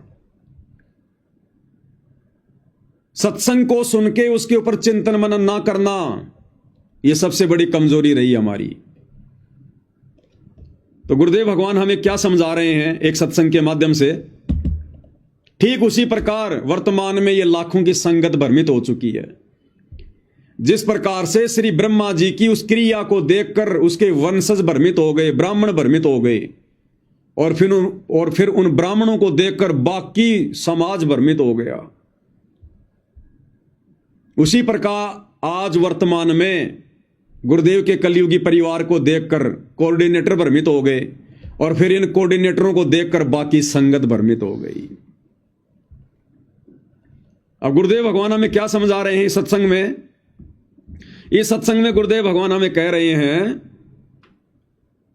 कि जब ब्रह्मा जी उत्पन्न हुआ कमल के फूल पर, उसके बाद समुद्र मंथन में ब्रह्मा जी को 4 वेद दिए गए। ब्रह्मा जी ने 4 वेदों को पढ़ा, और 4 वेदों को पढ़कर ब्रह्मा जी ने एक ओम मंत्र सेलेक्ट कर लिया। बिल्कुल सही था, क्योंकि वेदों के अनुसार ओम मंत्र ही सत्य है। वेदों में केवल काल तक की साधना का वर्णन है, ओम नाम ही है। अब इस ब्रह्मा जी ने ओम नाम तो ले लिया वेदों से, और उसके बाद इसको आकाशवाणी हुई काल की कि तप करो तप करो, तपो तपो कर वाक्य सुनाया, लोक रचो बल मेरी माया। अब यहां ब्रह्मा जी फेल हो गया, यहां ब्रह्मा जी कंफ्यूज हो गया, और ब्रह्मा जी ने उस आकाशवाणी को परमात्मा की आकाशवाणी समझकर तप भी करना शुरू कर दिया, जबकि परमात्मा का विधान तो वेदों में है। तो ब्रह्मा जी ने वेदों के अनुसार तो ओम नाम की साधना शुरू कर दी, और उस आकाशवाणी को परमात्मा की आकाशवाणी मानकर, जो काल की आकाशवाणी थी, वेदों के विरुद्ध उसने तप करना शुरू कर दिया, क्योंकि तप करना वेदों में कहीं नहीं लिखा हुआ। अब ब्रह्मा जी की इस क्रिया को देखकर उसके वंशजों ने, मनु आदि ने यही प्रक्रिया करनी शुरू कर दी, और उन ब्राह्मणों को देखकर फिर आम समाज के लोगों ने शुरू कर दी। अब यही हालत वर्तमान में परमेश्वर रामपाल जी की सतलोक आश्रमों से जुड़ी हुई संगत की हो गई। हम सभी भगत भाई बहनों ने शास्त्र अनुकूल शत भक्ति परमेश्वर रामपाल जी के सत्संगों से करनी शुरू कर दी। जिस प्रकार वेदों से ब्रह्मा जी ने ओम नाम लेकर शत भक्ति करना शुरू किया, तो शत भक्ति शास्त्र अनुकूल साधना तो हम भगत भाई बहनों ने गुरुदेव के सत्संग सुन सुन के उनसे उपदेश लेकर करनी शुरू कर दी। बिल्कुल ओके। अब गुरुदेव भगवान के जेल जाने के बाद में हिसार जेल से जो ऑडियो बताई गई, जो वीडियो बताए गए, जो लेटर निकाले गए, या कोऑर्डिनेटरों के द्वारा जो पीले पर्चे निकाले गए, उस आकाशवाणी ने भगत समाज को भ्रमित कर दिया। जिस प्रकार ब्रह्मा जी को काल ने आकाशवाणी करके वेदों के विरुद्ध साधना शुरू करवा दी। एक तरफ तो ब्रह्मा जी वेदों के अनुसार सत्साधना कर रहा है, और दूसरी तरफ उस आकाशवाणी के अनुसार मनमाना आचरण कर रहा है। तो इसी प्रकार बरवाला कांड के बाद में भगत समाज कंफ्यूज हो गया ब्रह्मा जी की तरह। एक तरफ तो सतगुरु रामपाल जी के द्वारा बताई गई सत्य साधना कर रहा है, और दूसरी तरफ बरवाला कांड के बाद इन कोऑर्डिनेटरों के बहकाव में आकर, गुरुदेव के कलयुगी बेटा बेटी भाई बंधु रिश्तेदारों के बहकाव में आकर राजनीति भी शुरू कर दी, गुंडों की सीबीआई जांच शुरू कर दी, आन उपासना शुरू कर दी, मनमाना आचरण शुरू कर दिया, देखा देखी शुरू कर दी। ये इन्होंने मनमाना आचरण शुरू कर दिया। तो आज इस बेचारी नादान संगत की स्थिति ब्रह्मा जी की जैसी होगी, ब्रह्मा जी की जैसी। एक तरफ तो वेदों के अनुसार सत्साधना, एक तरफ तो गुरुदेव के सत्संगों के अनुसार सत्साधना, दूसरी तरफ काल की आकाशवाणी को परमात्मा की आकाशवाणी मान के मनमाना आचरण तप करना। तो दूसरी तरफ बरवाला कांड के बाद गुरुदेव के कलयुगी परिवार के पीले पर्चों के अनुसार नकली ऑडियो वीडियो जो एआई से बनाई जाती है उनके अनुसार राजनीति करना, गुंडों की सीबीआई जांच, स्टेडियम बनाना, आश्रम में हॉस्पिटल बनाना, दुनिया भर का आश्रम में पाखंड शुरू कर देना, आन उपासना करना, भंडारे लगाना, परशुराम की जयंती में जाना, ये शुरू कर दिया संगत ने। तो इस प्रकार से आज पूरी की पूरी संगत जो इन आश्रमों से जुड़ी हुई है, इनकी स्थिति श्री ब्रह्मा जी जैसी होगी, श्री ब्रह्मा जी जैसी, क्योंकि इन्होंने सत्संगों को आधार नहीं बनाया, और हम सत्सेवक भाई बहनों ने सत्संगों को आधार बनाया। हमें ये श्लोक वगैरह सब याद थे, हमें गुरुदेव के आशीर्वाद से ये बातें ध्यान रही कि भैया ब्रह्मा जैसी गलती हम नहीं करेंगे, कि एक तरफ तो सत्साधना भी कर रहे हैं और दूसरी तरफ मनमाना आचरण भी कर रहे हैं। तो ये परमेश्वर की हम सत्सेवकों पर एक विशेष मेहर, एक विशेष रजा रही परमात्मा की। अब भाई और बहनों, अगले सत्संग में गुरुदेव भगवान क्या कह रहे हैं? अगले सत्संग में गुरुदेव भगवान कह रहे हैं कि डॉक्टर तो मरीज को, यदि कोई शुगर का मरीज है तो डॉक्टर तो भैया उसको भूल कर भी चीनी खाने की सलाह नहीं देगा, मीठा खाने की सलाह नहीं देगा, चाहे वो कितना ही कुछ कहे। शुगर के मरीज को डॉक्टर कभी भी मीठा खाने की सलाह नहीं देगा। चाहे उसको अच्छा लगे चाहे उसको बुरा लगे। हां, कोई बाहर का व्यक्ति जो उसकी जान का दुश्मन है वो जरूर उसको शुगर दे देगा, चीनी दे देगा, मीठा दे देगा और बहुत अच्छी वस्तु बताकर देगा, तेरा रोग जल्दी कटेगा। एक बार सुन लीजिए गुरुदेव भगवान के मुख कमल से क्या कह रहे हैं परमात्मा। से कोई रोगी है, शुगर का मरीज, और वो मांगता है कि मुझे कुछ चीनी खाने दो, चीनी दे दो डॉक्टर जी। और डॉक्टर नहीं जो उसको शुगर चीनी दे देगा, मांगता रहेगा। हाँ, उसको मारना ही है तो ठीक है, ले भाई चीनी खा ले। हाँ, डॉक्टर नहीं देगा, बाहर जाकर किसी से मांगोगे वो दे देगा आपको आदेश, भाई मांग रहा है दे दे, वो आपकी जान का शत्रु बन जाएगा। तो भाई और बहनों, गुरुदेव भगवान अध्यात्म के डॉक्टर हैं। आप और हम जन्म मरण के रोगी हैं। आप और हमें शुगर का रोग है, जन्म और मरण का। अब गुरुदेव भगवान तो भाई और बहनों हमें वो कर्म बताएंगे नहीं जिन कर्मों से हमारी मर्यादा बिगड़े। हम शुगर के पेशेंट हैं, गुरुजी डॉक्टर हैं। गुरुजी हमें सलाह नहीं देंगे कि तुम राजनीति करो, किसी भी कीमत पर नहीं सलाह देंगे कि तुम गुंडों के सीबीआई जांच का समर्थन करो। संतों का और गुंडों का क्या मेल। तुम हरियाणा के जाट आरक्षण में जाकर बैठो, अपना समय और समय से बर्बाद करो। गुरुजी आदेश नहीं देंगे। शुगर के मरीज को चीनी खाने की सलाह डॉक्टर नहीं देगा। तो ये जितने भी मर्यादा विरुद्ध जो कर्म 2014 बरवाला कांड के बाद संगत से करवाए गए हैं, ये उन लोगों के द्वारा करवाए गए हैं जो भगत समाज की जान का शत्रु है, दुश्मन है। कौन? काल। अब काल खुद तो आके चीनी खिलाएगा नहीं, मर्यादा तुड़वाएगा नहीं, वो कुप्रेरणा करके इन आश्रम वालों में, क्योंकि ये मर्यादा तोड़कर बैठे हुए हैं। तो गुरुदेव कह रहे हैं कि डॉक्टर तो भैया किसी भी कीमत पर शुगर के मरीज को चीनी खाने की सलाह नहीं देगा। हां, कोई बाहर का व्यक्ति जरूर दे सकता है, वो जरूर आदेश दे सकता है, और यदि ऐसा उसने आदेश दिया तो समझ लेना वो तुम्हारी जान का शत्रु है, तुम्हारा दुश्मन है। तो भाई 2014 के बाद इस नादान संगत को नकली डॉक्टर बनकर और जो ये चीनी खाने का आदेश दिया है, राजनीति करने का, स्टेडियम बनाने का, आश्रम में हॉस्पिटल बनाने का, आश्रमों पे आश्रम बनाने का, अनमोल समय और क्षमा से बर्बाद करवा दी गई भक्तों की, आरक्षणों में बैठने का, गुंडों की सीबीआई जांच का समर्थन का, अयोध्या में भंडारा लगाने का, जाटों की धर्मशाला बनाने का, सुदामा के महल बनाने का, अन्नपूर्णा मुहिम के तहत गांव गांव जाकर राशन बांटने का, परशुराम की जयंती में जाने का, तो समझ लो वो हमारी जान के पक्के दुश्मन है, पक्के दुश्मन। ये गुरुदेव के सत्संगों का निष्कर्ष है। ये सत्संग परमात्मा ने मनोरंजन के लिए नहीं किए। परम संत के सत्संग यानी एक तीर से कई निशाने होते हैं, कई निशाने।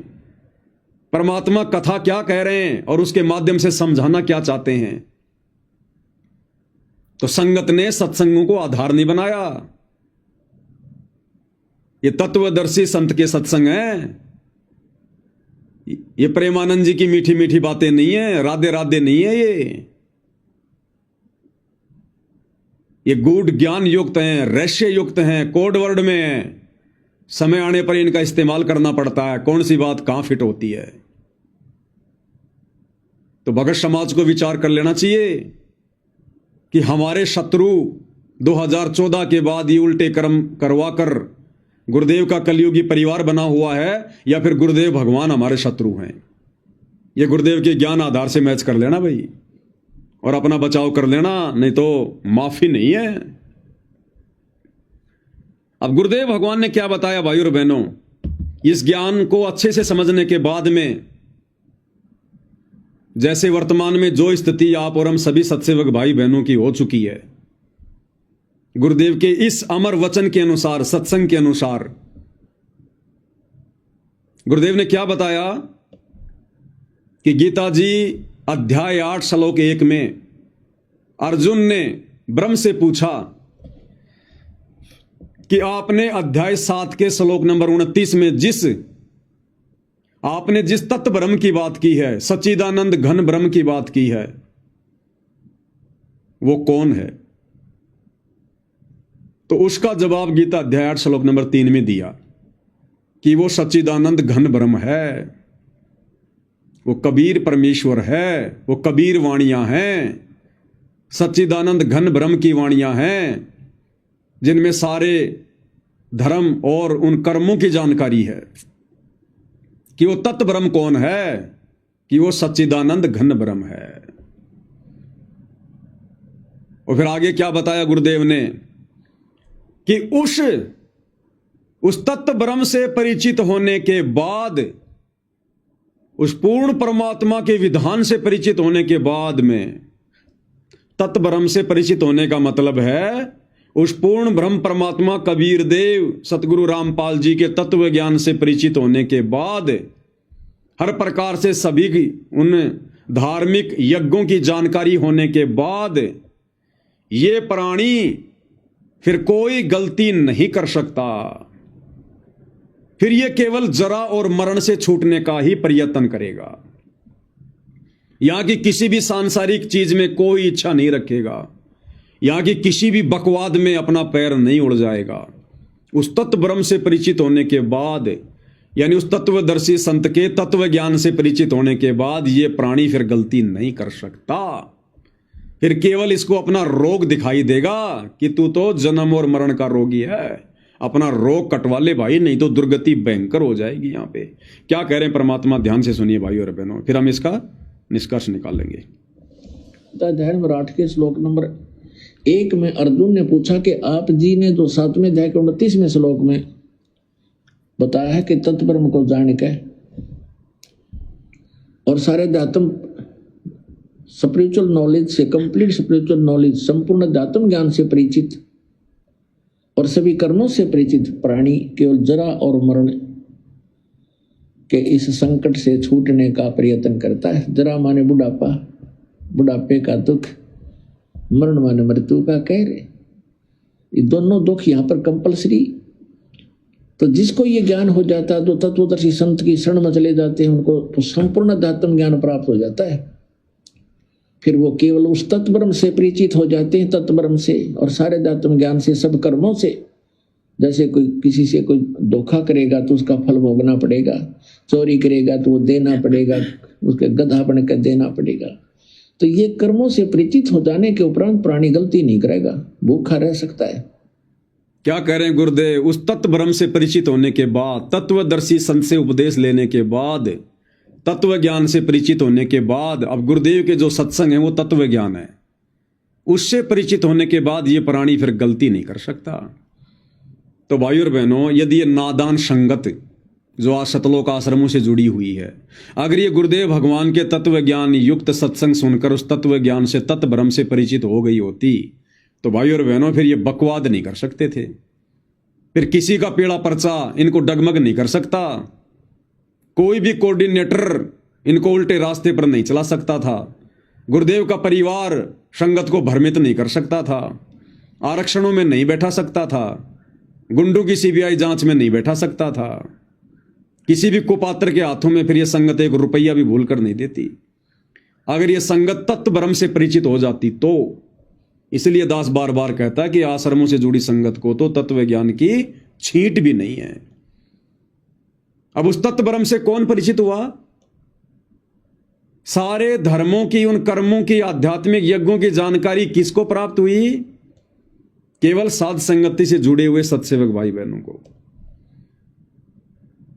तभी तो हमें अपना ये जन्म मरण का रोग दिखाई दे रहा है।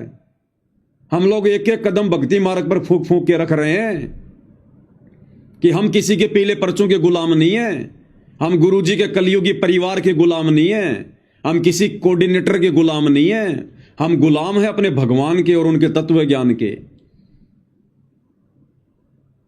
सत्संग ही हमारे गुरु हैं, ज्ञान ही हमारा गुरु है, और जैसा हमें परमात्मा का विधान निर्देशित करेगा हम वैसा ही चलेंगे। तो तत्व ज्ञान से, तत्व ब्रह्म से केवल सत्सेवक भाई बहन परिचित हुए हैं, जो काल की किसी भी प्रकार की सूक्ष्म चाल में फंसने से बचे हुए हैं। और तभी भाई और बहनों हम यहां से अपनी भक्ति को सफल करके गुरुदेव के साथ में बाहर निकल पाएंगे। इसलिए तो परमात्मा कहते हैं ये संसार विघ्न की घाटी, कोई निकलेगा बिरला सूर। ये संसार विघ्न की घाटी है, बहुत टेढ़ा मेढ़ा रास्ता है। काल इतनी आसानी से भक्ति परवान नहीं चढ़ने देगा, मर्यादाओं में नहीं रहने देगा। ये संसार विघ्न की घाटी और कोई निकलेगा बिरला शूर। कौन बिरला? जो उस तत्व ब्रह्म से परिचित हो जाएगा। तत्व ब्रह्म से। अब ये नादान संगत भाई और बहनों ना तो उस तत्व ब्रह्म से परिचित है और ना तत्व ज्ञान से परिचित है। तत्व ब्रह्म कौन? सबसे बड़ा परमात्मा, परम अक्षर ब्रह्म, सत्य पुरुष कबीर देव, जो वर्तमान में सतगुरु रामपाल जी के रूप में धरती पर प्रकट हैं। ये है वो तत्व ब्रह्म, सार ब्रह्म, सार शब्द, भक्ति का सार, भक्ति का मूल, भक्ति का निष्कर्ष। इस तत्व ब्रह्म से केवल संगत परिचित है, साध संगति से जुड़े हुए भाई बहन। और इसी कारण से हम भाई बहनों ने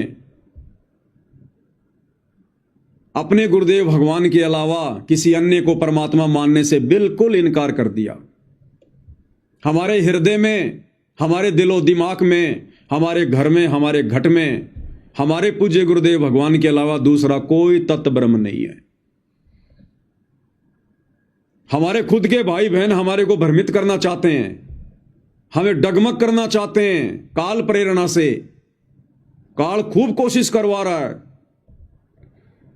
एक वो 25 मिनट की इन्होंने एआई से फिल्म बनाई, संत और परमात्मा का अद्भुत मिलन। वो काल ने इसीलिए तो बनवाई कि साथ संगत वालों को भ्रमित किया जाए, और ऑलरेडी जो लोग आश्रमों में आते हैं जो भ्रमित हैं उनको और ज्यादा भ्रमित किया जाए और गुरु को परमात्मा ना मानने दिया जाए। और आज उस वीडियो को देखने के बाद में सतलोक आश्रमों से जुड़ी हुई संगत अपने दिलो दिमाग में इस बात को गांठ बांध चुकी है कि सतगुरु रामपाल जी परमात्मा नहीं है। सतगुरु रामपाल जी तो 1997 में सतलोक चले गए, उनको तो कबीर जी ने सतलोक भेज दिया।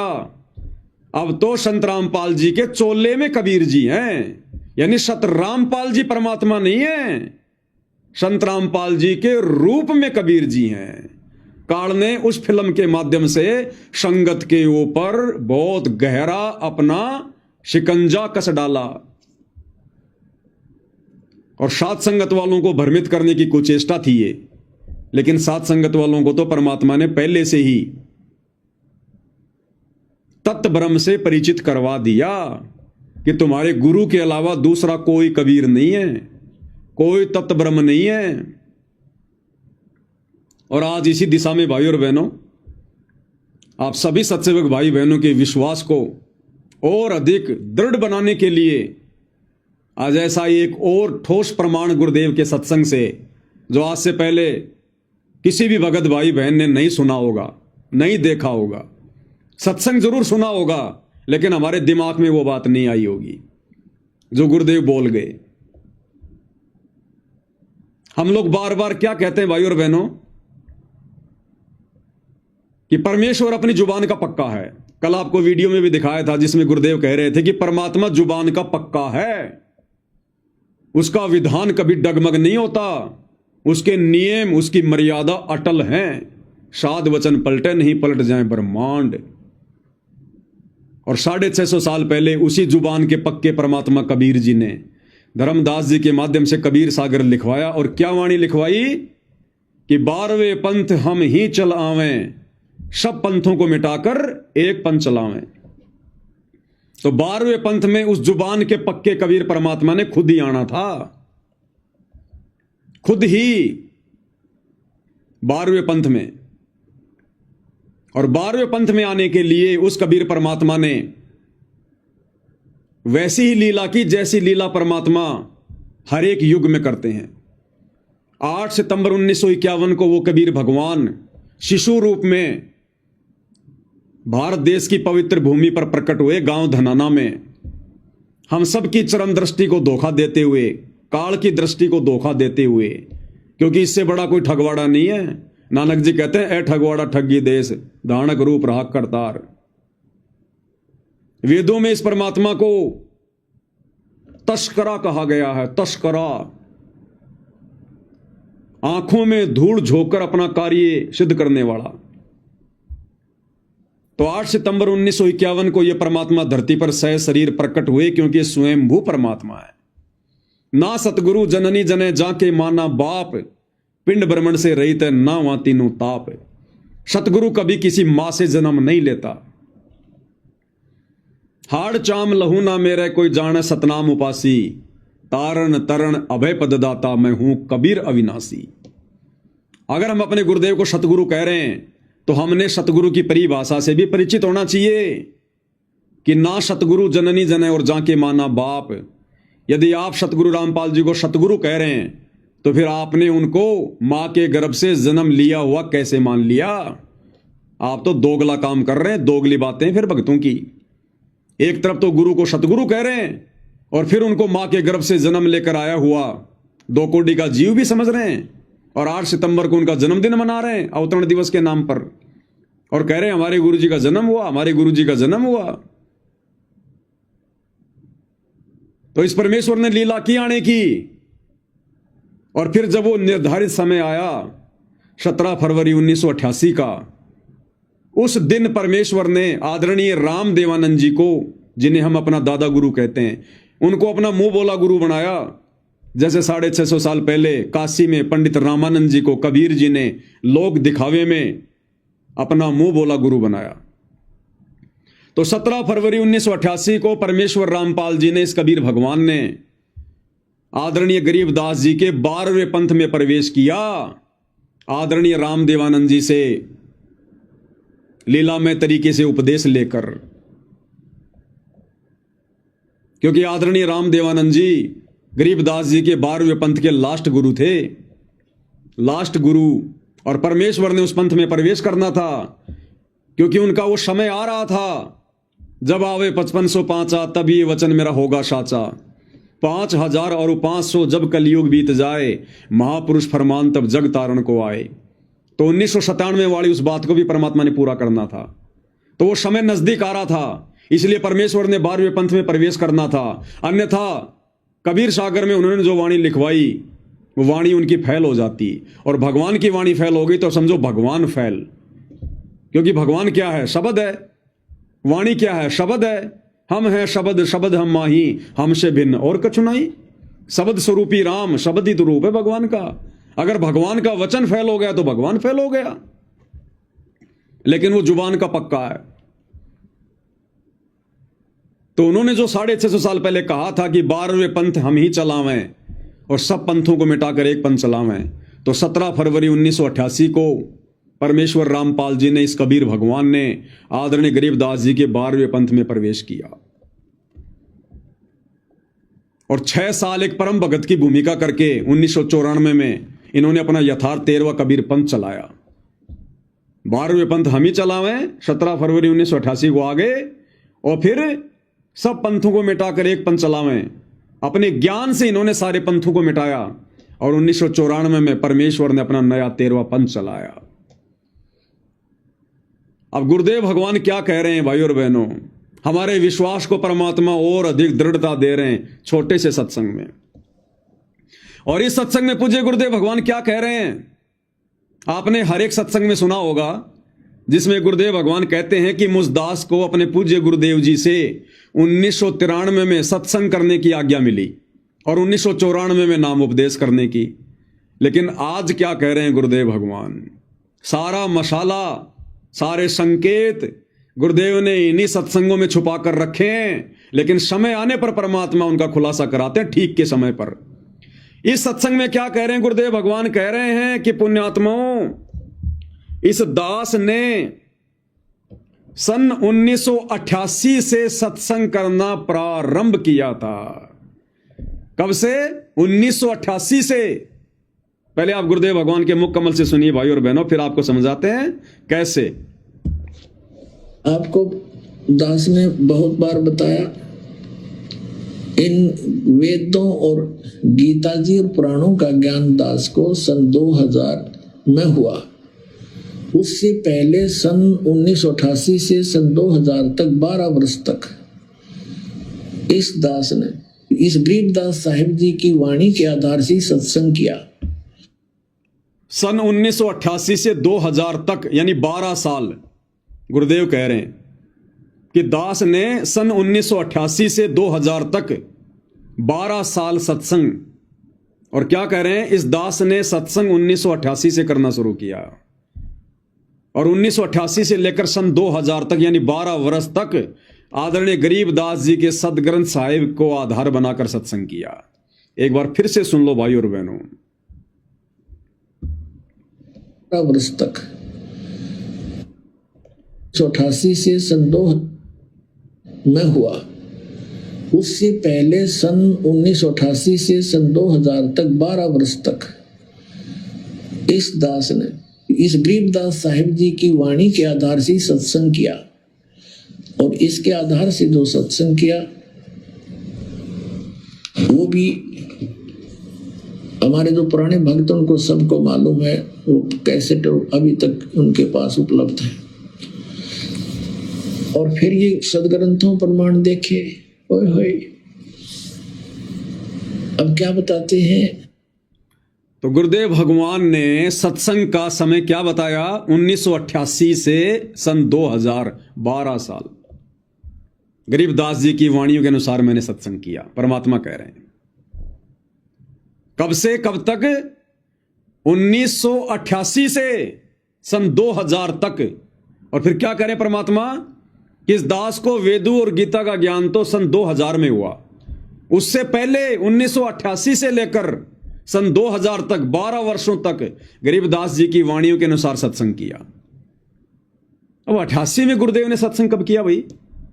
अरे 88 में तो नाम लिया गुरुजी ने, वो तो एक भगत बने थे, सत्संग तो उनके गुरुदेव किया करते थे। 88 में कब सत्संग किया परमात्मा ने? 17 फरवरी 1988 को तो उन्होंने उपदेश लिया भाई। ये आश्रम वाले गुरुदेव का बोध दिवस मनाते हैं 17 फरवरी को, कि 17 फरवरी 1988 को संत रामपाल जी को अध्यात्म का ज्ञान हुआ। उससे पहले तो संत रामपाल जी को पता ही नहीं था कि भक्ति क्या होती है। इस कारण से ये आश्रम वाले गुरुदेव को जीव मानकर, मनुष्य मानकर उनका बोध दिवस मनाते हैं। बोध यानी ज्ञान, बोध यानी ज्ञान और दिवस यानी दिन, वो दिन जिस दिन संत रामपाल जी को आध्यात्मिक ज्ञान हुआ। और गुरुजी कह रहे हैं कि मैंने 1988 में सत्संग करना शुरू कर दिया था। अरे भैया, कबीर पंथ में 1988 में सत्संग कौन करेगा? जिसको पूरा ज्ञान होगा। अब भाई और बहनों, 17 फरवरी 1988 को गुरुदेव ने सत्संग किया।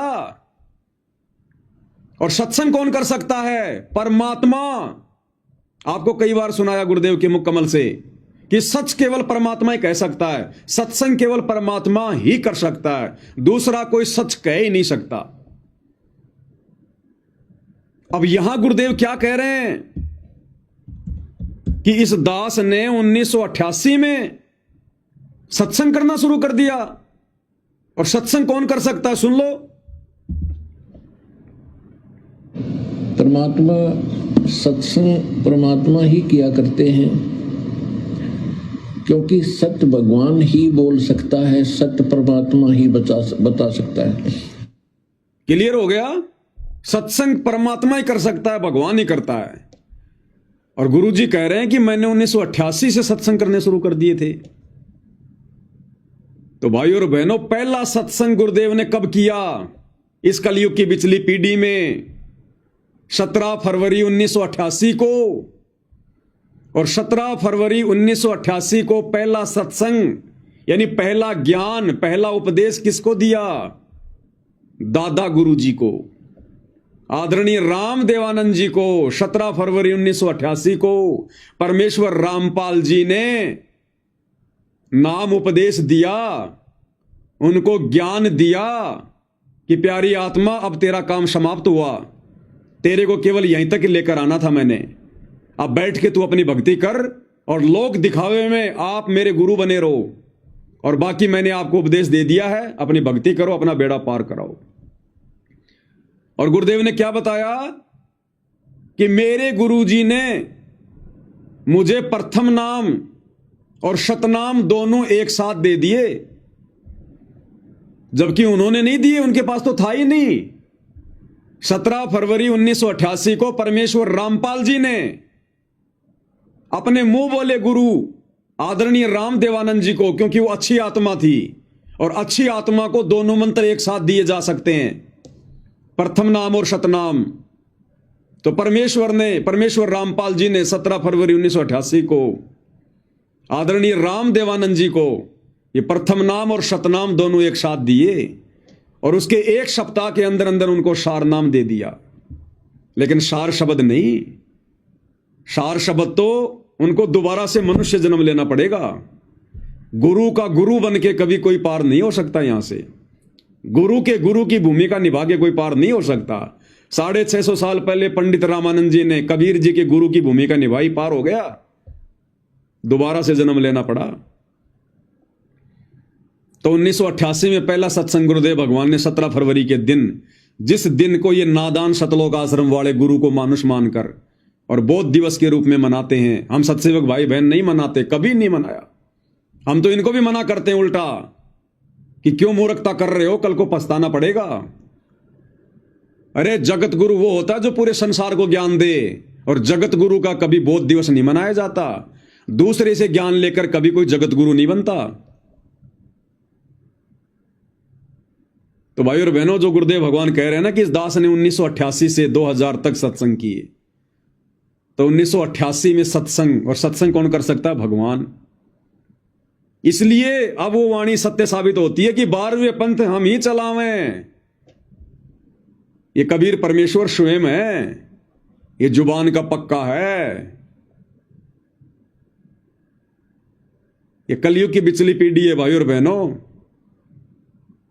परमात्मा आप और हमें एडी से चोटी तक फुल कर देंगे। गुरु को मानुष मानने की गुंजाइश रत्ती भर भी नहीं रहेगी, रत्ती भर भी, जो आत्मा मोक्ष की अधिकारी होंगी। इसलिए परमेश्वर ने सात संगतियां शुरू करवाई, क्योंकि अपने द्वारा किए गए सत्संगों का निष्कर्ष गुरु नहीं निकालेगा। गुरु ने वेदों का निष्कर्ष निकाल दिया, गीता जी का निकाल दिया, पुराणों का निकाल दिया, दूसरे संतों के सत्संगों का निष्कर्ष निकाल दिया, लेकिन अपने सत्संगों का निष्कर्ष कभी गुरु निकाल के नहीं देगा। उसके लिए गुरु ने सात संगतियां शुरू करवाई है, और हम जैसे 2 कोटि के जीवों को परमात्मा ने सद्बुद्धि बख्शी है। तो धरती पर स्वयं कबीर भगवान है, परमेश्वर है, और ये परमेश्वर किसी की जमानत के भरोसे नहीं है, किसी कोर्ट की यश के भरोसे नहीं है, किसी जज के भरोसे नहीं है। ये अपनी मर्जी का मालिक है। ये 1 सेकंड में यहां, 1 सेकंड में सतलोक। तुम्हारे जज को तो पता भी नहीं चलता दिन में कितनी बार सतगुरु रामपाल जी हिसार जेल से सतलोक जाते हैं और कितनी बार वापस आकर बैठ जाते हैं। ये अबंध परमात्मा है। गरीब ऐसा सतगुरु हम मिल्या, बेपरवाह अबंध, परम हंस पूर्ण पुरुष, रोम रोम रविचंद। अरे यहां की अदालतें छोड़ दो, यहां के जज तो छोड़ दो। गुरुदेव भगवान कहते हैं, बच्चों ये दास धर्मराज के दरबार में, वो धर्मराज जो एक ब्रह्मांड का सुप्रीम जज, जो ब्रह्मा विष्णु महेश का भी मुकदमा अपने हाथ में लेके चलता है, उस धर्मराज के दरबार में हमारे वकील बनकर, हमारे एडवोकेट बनकर, लीगल एडवोकेट बनकर, और ये सतगुरु रामपाल जी परमेश्वर हमें वहां से बाइज्जत बरी करवाएंगे। फिर इनको भला यहां कौन सा जज बांध के रख सकता है? कौन सी जेल बांध के रख सकती है? अपनी मर्जी के मालिक हैं। अपनी मर्जी से गए, अपनी मर्जी से जज की वो कलम चलवाई, और जिस दिन बाहर आना होगा अपनी मर्जी से जज की कलम चलवाएंगे। तो ये परमेश्वर तो हम सबका लीगल एडवाइजर है। नहीं पता तो सुन लो भाई। न किसी का कर्ज ले रखा हो, और वो कहेगा भाई तुझे जब छोड़ूंगा तो मेरा कर्ज दे देगा, तो हम इसका कर्ज दे देंगे, छोड़ेगा, छोड़ना पड़ेगा इसको। तो स्वयं भी अपना वायदा करता है। तो इसके सतर की जो भक्ति है, हम त्रिकुटी पर जाकर परमात्मा आपके साथ होगा इस दास के रूप में। क्या कह रहे हैं कि परमात्मा आपके साथ होगा त्रिकुटी पर धर्मराज के दरबार में इस दास के रूप में, यानी गुरुदेव कह रहे मेरे रूप में। तो आज क्या गारंटी है कि गुरुदेव के रूप में परमात्मा नहीं होंगे? अरे त्रिकुटी पर क्या पता चलेगा कि गुरु जी के रूप में परमात्मा है? जब वहां पता नहीं चलेगा हमें, तो वर्तमान में भी क्या पता भाई, परमात्मा ही हमारे गुरु जी के रूप में। फिर हम ये बात क्यों नहीं स्वीकार कर रहे भाई? त्रिकुटी पर कौन सा हमारी आंखों के सामने गुरु जी में कबीर जी घुसेंगे? तो वर्तमान में फिर हम ये विश्वास क्यों नहीं कर रहे कि वर्तमान में भी तो हमारे गुरु जी के रूप में कबीर भगवान है?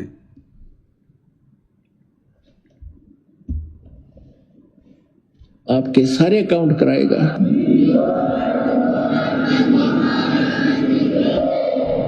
और वहां पर आपके एडवोकेट का काम करेगा परमात्मा इस दास के रूप में।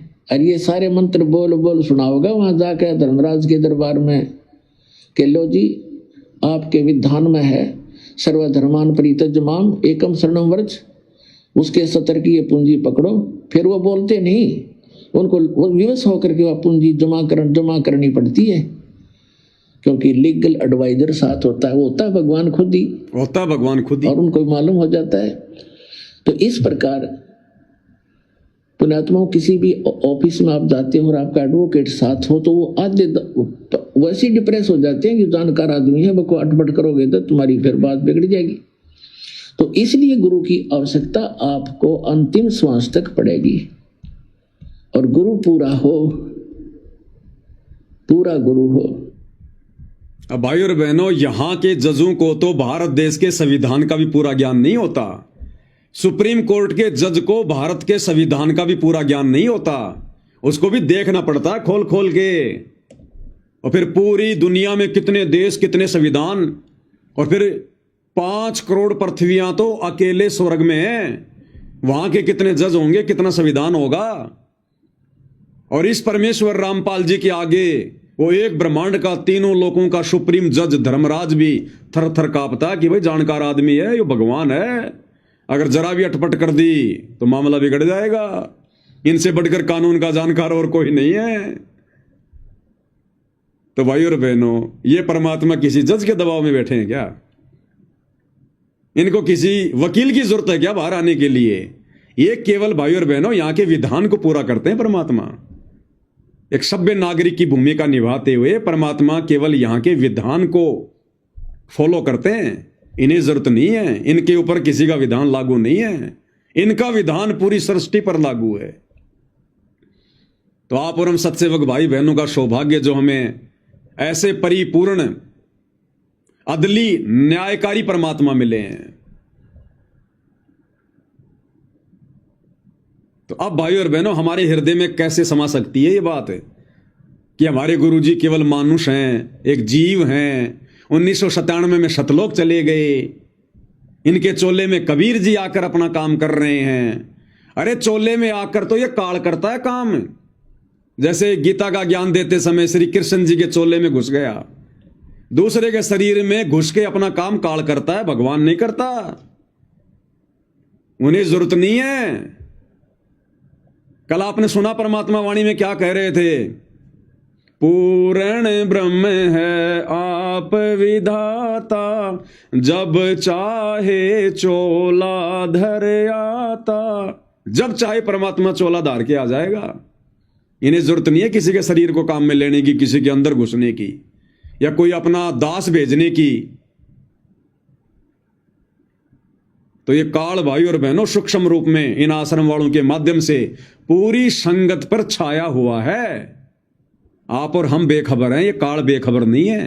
ये अपना भोजन इतनी आसानी से नहीं जाने देता, ये बैकग्राउंड में पूरी लड़ाई लड़ रहा है। तो हम सत्सेवक भाई बहनों के ऊपर कितनी रजा, कितनी बड़ी मेहर, हम इसकी एक भी बकवाद का हिस्सा नहीं बने, हम इसकी एक भी चाल में नहीं फंसे। तो परमेश्वर कैसे आप और हम भाई बहनों को, साथ संगत वालों को बाईपास निकाल के ला रहे हैं इस परीक्षा के समय में।